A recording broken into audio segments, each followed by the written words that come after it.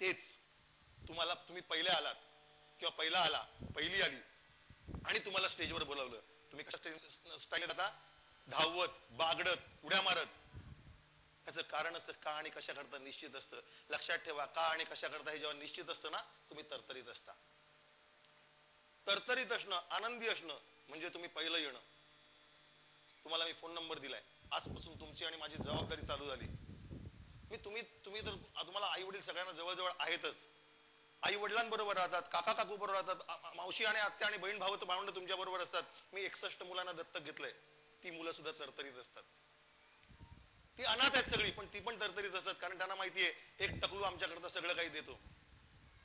त्यांना माहितीये त्या टकलू आमच्याकरता जेव्हा देतो ना, त्यावेळेला त्यातल्या प्रत्येक मुलाला तो अशाच पद्धतीने देतो. आणि त्या मुलाचा हसणं, त्या मुलाची मजा करणं, त्या मुलाचा आनंद, त्या कुटुंबाचा आनंद, त्या मुलाशी संबंधित असलेला प्रत्येक कुटुंब आनंदी हा बनवतो. आणि तो आनंद आमच्या समोर येऊन सोडतो. त्यामुळे आम्ही आनंदित असतो. त्या मुलांना माहिती असतं. तुम्हाला माहिती आहे का?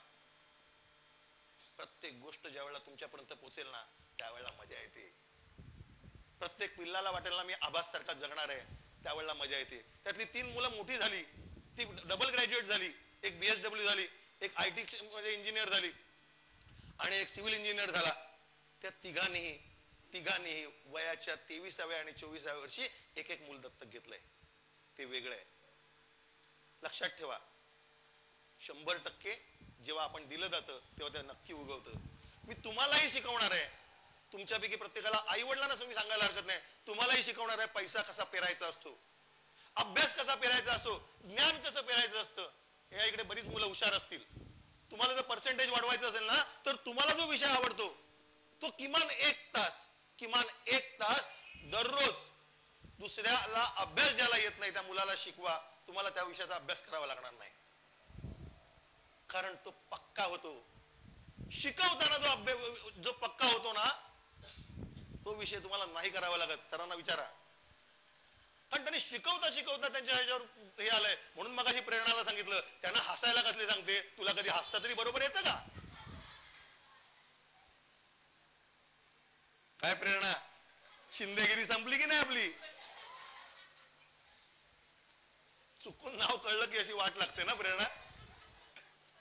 पण लक्षात ठेवा, प्रेरणा शिंदे हिचा उपयोग मला होणार, मी बोलणार तिला, सगळ्या गोष्टी करणार. पण माझ्याशी अतिशय जवळची मुलगी जर ह्या अख्ख्या ह्याच्यात असेल तर तीच असणार. तिच्या आयुष्यातली जबाबदारी माझी आहे, ती माझी मुलगी आहे. तुम्ही माझी पिल्लं आहात. ह्याच्या पुढे नका काळजी करू. आपल्याला प्रिलिम मध्ये फेल झालो, कुठेतरी अडलं, तुम्ही माझ्याकडे या. तुम्हाला मी फोन नंबर दिलाय, पत्ता देणार, तुम्ही कधी या. माझ्या ऑफिसमध्ये यायला हरकत नाही, पण आई वडिलांना घेऊन या. मुलींबरोबर काही झालं तरी आई वडील असायला पाहिजे. जर मगाशी मी तुम्हाला सांगितलं, कारण तुम्ही वयात आलेले आहात, त्या वयाची मजा वाटायला लागलेली आहे, आकर्षण वाटायला लागलीत, मुलांनाही वाटायला लागलीत, मुलींनाही वाटायला लागलीत. त्याच्याबद्दल खूप कमी बोललं जातं आणि तिकडेच आपण सटकतो. Yes or no?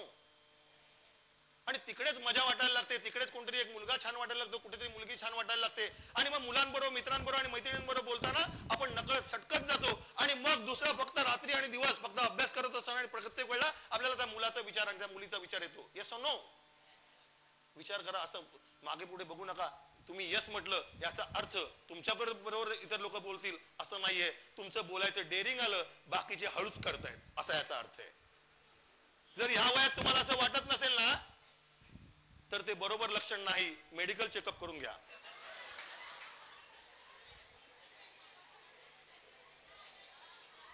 आता कशी चर्चा वाढली? आता कशी चर्चा वाढली? लक्षात ठेवून द्या. हे उगाच नाही सांगत. एक वडील म्हणून, एक आई म्हणून सांगतोय. मला आई व्हायला आवडतं. आई व्हायला आवडतं ह्याचा अर्थ ना, मुलींना जर चुकीचा वाटत असेल ना, तर त्यांनी मुलगी म्हणून जन्माला आलो, हा तुमच्याकरता शाप आहे असं देवाला सांगा. हा हसणारी गोष्ट नाही. बापामध्ये आई नसते ना, तो बाप होऊ शकत नाही. म्हणूनच मुलं बिघडतात असं माझं प्रामाणिक मत आहे. मी माझ्या प्रत्येक 61 मुलांना आई समान वागणूक देतोच. गुलाबी ड्रेस तुझ्या मागचा मुलगा कोण आहे? खांद्यावर हात ठेवलाय त्याच्या. इकडे नाही, इकडे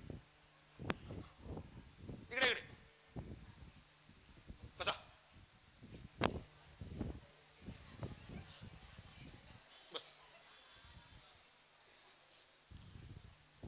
तू त्याच्या बाजूला तुझ्या बाजूचा दुसरा मुलगा तुला मागे बघितलं तो तुला पण उठावं लागेल जर तू इतरांना त्रास दिला नाहीस. कारण हा मुलाने त्रास नाही दिला, ह्या मुलाला तू त्रास देत होता म्हणून त्याला बाहेर काढलंय.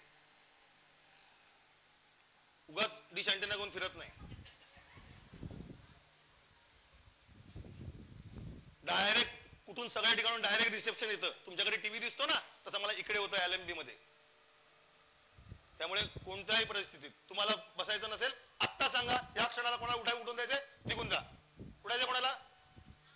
खरंच जायचं तर हरकत नाही, मला काही वाईट वाटणार नाही. इतर मुलांना त्रास देण्यापेक्षा तुम्ही गेलेलं बरं, असं पण बोलता येतं मला. छान की नाही?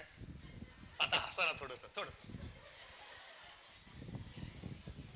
मूड नाही घालवायचंय, मूड नाही घालवायचंय. एखादं गणित सुटलं नाही म्हणून मूड नाही घालवायचंय. गणित सुटलं नाही बाजूला ठेवायचं, बाकीची गणित सोडवायची.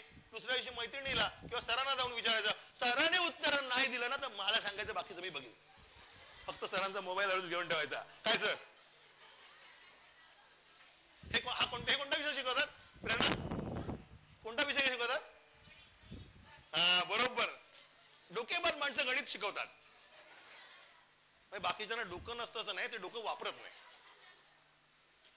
मूळ मुद्दा की तुम्ही ज्या वेळेला आनंदात असता त्यावेळेला तुम्हाला सगळे प्रश्न सुटतात. सकाळपासून आनंदात राहा, संध्याकाळपर्यंत आनंदात राहा. लक्षात ठेवा, आई वडील सातत्याने मेहनत घेत असतात, वडील कामावर जातात, सगळ्या गोष्टी करतात. त्या कधी ट्रेन मध्ये जाऊन फिरून या, जिणं नकोसं वाटतं, एवढी परिस्थिती वाईट असते.